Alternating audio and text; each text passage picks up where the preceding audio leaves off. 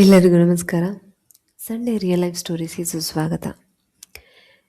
ಇವತ್ತಿನ story topic ಬಂದು ತುಂಬ ಮುಖ್ಯವಾಗಿರುವಂಥದ್ದು, ಎಲ್ಲ ಹೆಣ್ಮಕ್ಳಿಗೂ ತುಂಬ ಯೂಸ್ಫುಲ್ ಆದಂತಹ ಟಾಪಿಕ್ಕು.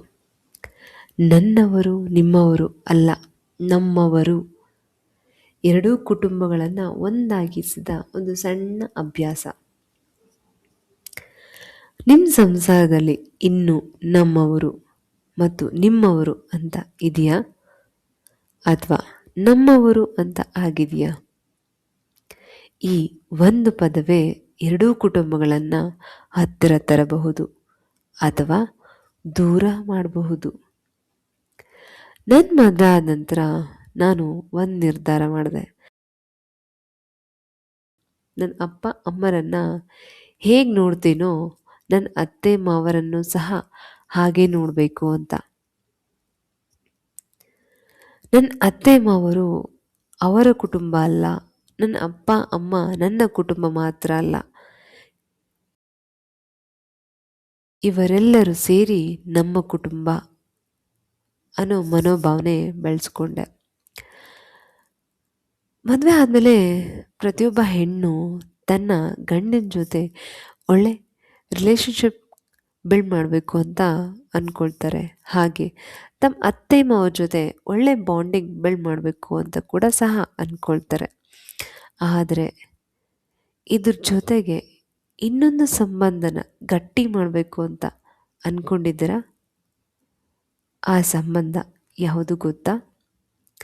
ನಿಮ್ಮ ತಂದೆ ತಾಯಿ ಮತ್ತು ನಿಮ್ಮ ಅತ್ತೆ ಮಾವರ ನಡುವಿನ ಸಂಬಂಧ. ಯಾಕಂದರೆ ಸಂಸಾರದಲ್ಲಿ ಶಾಂತಿ ಇರಬೇಕಾದ್ರೆ ಬರೀ ಗಂಡ ಹೆಂಡತಿ ಬಾಂಡಿಂಗ್ ಮಾತ್ರ ಸಾಕಾಗೋದಿಲ್ಲ. ಎರಡೂ ಕುಟುಂಬಗಳ ನಡುವೆ ಪ್ರೀತಿ, ಗೌರವ ಮತ್ತು ಆತ್ಮೀಯತೆ ಕೂಡ ಇರಬೇಕು. ಇಂದು ನಾನು ನನ್ನ ಜೀವನದಲ್ಲಿ ಮಾಡಿದ ಒಂದು ಸಣ್ಣ ಅಭ್ಯಾಸನ ಹಂಚ್ಕೊಳ್ತೀನಿ. ಆ ಒಂದು ಅಭ್ಯಾಸ ಎರಡೂ ಕುಟುಂಬಗಳನ್ನು ಒಂದೇ ಕುಟುಂಬದಂತೆ ಮಾಡಿದೆ. ನಾನು ಮದುವೆ ಆದ ನಂತರ ನಾನು ತಗೊಂಡಂಥ ನಿರ್ಧಾರ, ನನ್ನ ಅತ್ತೆ ಮಾವರನ್ನ ಅವ್ರ ಕುಟುಂಬ ಅಂತ ನೋಡಲಿಲ್ಲ, ಅವರನ್ನು ನನ್ನ ಅಪ್ಪ ಅಮ್ಮರಂತೆ ನೋಡೋದಕ್ಕೆ ಶುರು ಮಾಡಿದೆ.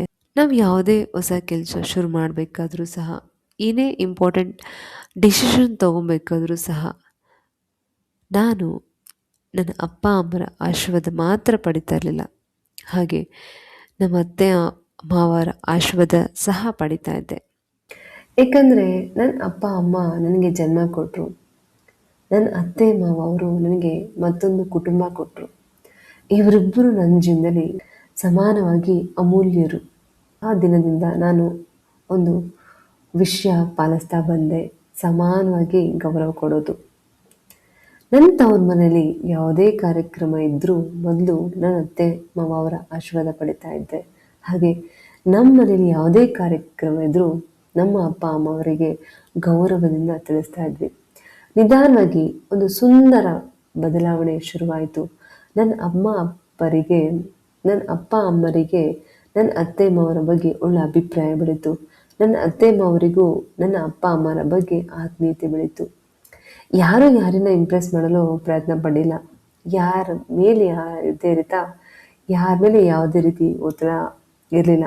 ಆದರೆ ಒಬ್ರಿಗೊಬ್ರು ಕೊಟ್ಟ ಗೌರವ ಎರಡೂ ಕುಟುಂಬಗಳನ್ನು ಹತ್ತಿರ ಮಾಡ್ತು. ಒಂದಿನ ನನಗೆ ಅರ್ಥ ಆಯಿತು, ಮದುವೆ ಅಂದರೆ ಒಂದು ಮನೆ ಬಿಟ್ಟು ಇನ್ನೊಂದು ಮನೆಗೆ ಹೋಗುವುದಲ್ಲ, ಎರಡೂ ಕುಟುಂಬಗಳನ್ನು ಜೋಡಿಸುವಂತಹ ಸೇತುವೆ ಆಗುವುದು. ಹಿಂದೆ ತಿರುಗಿ ನಾನು ನೋಡಿದಾಗ ನನಗೆ ತುಂಬ ಸಂತೋಷ ಆಗುತ್ತೆ. ಏಕೆಂದರೆ ನನ್ನ ಅಪ್ಪ ಅಮ್ಮ ಮತ್ತು ನನ್ನ ಅತ್ತೆ ಮಾವರು ಕೇವಲ ಸಂಬಂಧಿಕರಲ್ಲ, ಒಂದೇ ಕುಟುಂಬದಂತೆ ಇದ್ದಾರೆ. ಆಗ ನನಗೆ ಅರ್ಥವಾದ ಒಂದು ದೊಡ್ಡ ಸತ್ಯ ಏನಂತಂದರೆ, ಸಂಬಂಧಗಳು ಪ್ರೀತಿಯಿಂದ ಬೆಳೆಯುತ್ತವೆ, ಆದರೆ ಗೌರವದಿಂದ ಉಳಿಯುತ್ತವೆ. ನಾನು ಇನ್ನೊಂದು ಚಿಕ್ಕ ಕೆಲಸ ಮಾಡ್ತಿದ್ದೆ. ನನ್ನ ತಂದೆ ತಾಯಿ ಜೊತೆ ಮಾತಾಡಬೇಕಾದ್ರೆ ನನ್ನ ಅತ್ತೆ ಮಾವ ನಿಮ್ಮನ್ನು ಹೊಗಳ್ತಿದ್ರು, ನಿಮ್ಮ ಬಗ್ಗೆ ಒಳ್ಳೆ ಮಾತನ್ನು ಮಾತಾಡ್ತಿದ್ರು ಅಂತ ಹೇಳ್ತಿದ್ದೆ. ಹಾಗೆ ಇಲ್ಲೂ ನಮ್ಮ ಅತ್ತೆ ಮಾವರಿಗೆ ಅಮ್ಮ ಅಪ್ಪ ನಿಮ್ಮ ಬಗ್ಗೆ ಒಳ್ಳೆ ಮಾತನ್ನು ಹೇಳ್ತಿದ್ರು, ನಿಮ್ಮನ್ನು ಹೊಗಳ್ತಿದ್ರು ಅಂತ ಹೇಳ್ತಿದ್ದೆ. ಯಾಕಂದರೆ ಈ ಒಂದು ಒಳ್ಳೆಯ ಮಾತು ಎರಡು ಕುಟುಂಬಗಳ ನಡುವೆ ಪ್ರೀತಿ ಕಟ್ಟುವಂತಹ ಸೇತುವೆ ಆಗ್ತಿತ್ತು. ಅದು ನನಗೆ ತುಂಬ ಹೆಲ್ಪ್ ಮಾಡ್ತು. ಹಾಗೆ ಈವನ್ ರಿಲೇಷನ್ಶಿಪ್ ಎಕ್ಸ್ಪರ್ಟ್ಸ್ ಕೂಡ ಏನು ಹೇಳ್ತಾರೆ ಅಂತಂದರೆ, strong families are not built only by love, they are built by appreciation, respect and positive communication. ಅಂದರೆ ಪ್ರತಿ ಬಾರಿ ನಾವು ಒಂದು ಕುಟುಂಬದ ಬಗ್ಗೆ ಇನ್ನೊಂದು ಕುಟುಂಬದ ಮುಂದೆ ಒಳ್ಳೆಯದನ್ನು ಹೇಳಿದಾಗ ನಾವು ಬರೀ ಮಾತಾಡೋದಿಲ್ಲ, ಎರಡು ಕುಟುಂಬಗಳನ್ನು ಕಟ್ಟುವಂತಹ ಸೇತುವೆ ಆಗ್ತೀವಿ.